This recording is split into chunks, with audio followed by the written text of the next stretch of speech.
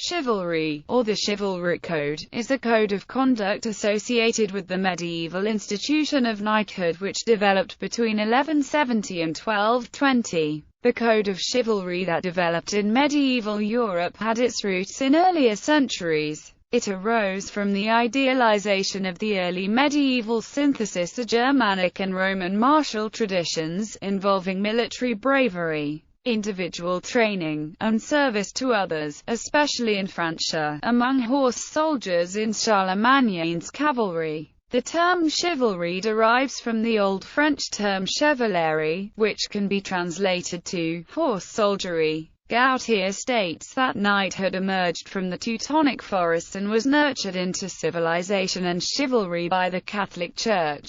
Over time, its meaning has been refined to emphasize social and moral virtues more generally, and the code of chivalry, as it stood by the late Middle Ages, was a moral system which combined a warrior ethos, knightly piety, and courtly manners, all conspiring to establish a notion of honor and nobility. Terminology and definitions. In origin, the term chivalry means horsemanship, formed in Old French in the 11th century, from chevalier, from medieval Latin caballarius. The French word chevalier originally means a man of aristocratic standing, and probably of noble ancestry, who is capable, if called upon, of equipping himself with a war horse and the arms of heavy cavalrymen, and who has been through certain rituals that make him what he is. In English, the term appears from 1292. The meaning of the term evolved over time because the word chevalier was used differently in the Middle Ages.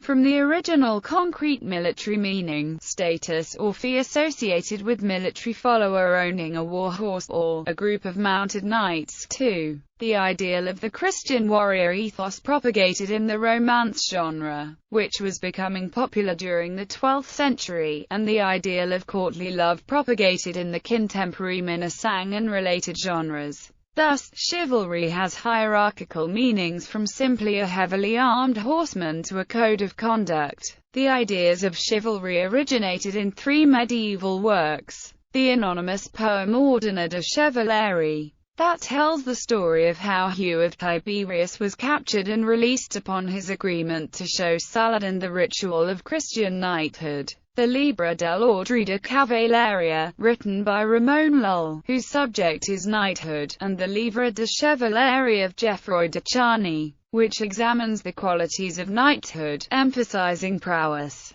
Based on the three treatises, initially chivalry was defined as a way of life in which three essential aspects fuse together: the military, the nobility, the religion. The code of chivalry is thus a product of the late Middle Ages, evolving after the end of the Crusades, partly from an idealization of the historical knights fighting in the Holy Land, partly from ideals of courtly love. Eliacute On Gautier, in his La Chevalerie, published for the first time in 1883, bemoaned the invasion of Breton Romans which replaced the pure military ethos of the Crusades with Arthurian fiction and courtly adventures. Gautier tries to give a popular summary of what he proposes was the ancient code of chivalry of the 11th and 12th centuries, derived from the military ethos of the Crusades, which would evolve into the late medieval notion of chivalry. Gautier's 10 commandments of chivalry are: thou shalt believe all that the Church teaches, and thou shalt observe all its directions.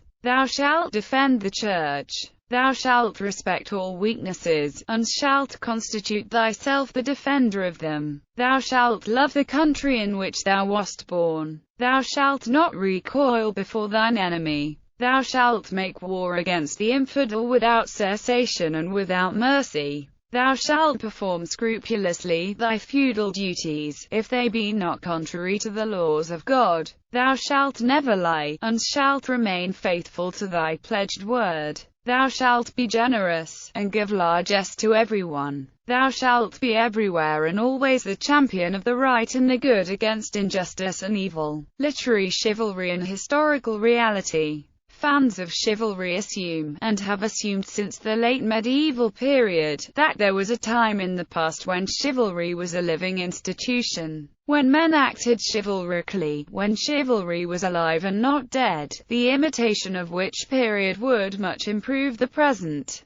This is the mad mission of Don Quixote, protagonist of the most chivalric novel of all time and inspirer of the chivalry of Sir Walter Scott and of the U.S. South, to restore the age of chivalry, and thereby improve his country. It is a version of the myth of the Golden Age. With the birth of modern historical and literary research, scholars have found that, however far back in time the age of chivalry is searched for, it is always further in the past, even back to the Roman Empire. From Jean-Charles Léonard de Sismondi. We must not confound chivalry with the feudal system. The feudal system may be called the real life of the period of which we are treating, possessing its advantages and inconveniences, its virtues and its vices. Chivalry, on the contrary, is the ideal world, such as it existed in the imaginations of the Romance writers. Its essential character is devotion to woman and to honor. Sismondi alludes to the fictitious Arthurian romances about the imaginary court of King Arthur, which were usually taken as factual presentations of the historical age of chivalry. He continues, the more closely we look into history, the more clearly shall we perceive that the system of chivalry is an invention almost entirely poetical. It is impossible to distinguish the countries in which it is said to have prevailed. It is always represented as distant from us both in time and place, and whilst the contemporary historians give us a clear, detailed, and complete account of the vices of the court and the great, of the ferocity or corruption of the nobles, and of the servility of the people, we are astonished to find the poets, after a long lapse of time, adorning the very same ages with the most splendid fictions of grace, virtue,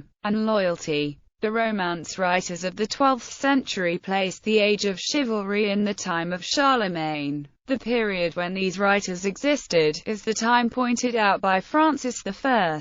At the present day, about 1810, we imagine we can still see chivalry flourishing in the persons of Du Guesclin and Bayard, under Charles V and Francis I. But when we come to examine either the one period or the other, although we find in each some heroic spirits, we are forced to confess that it is necessary to antedate the age of chivalry, at least 3 or 4 centuries before any period of authentic history.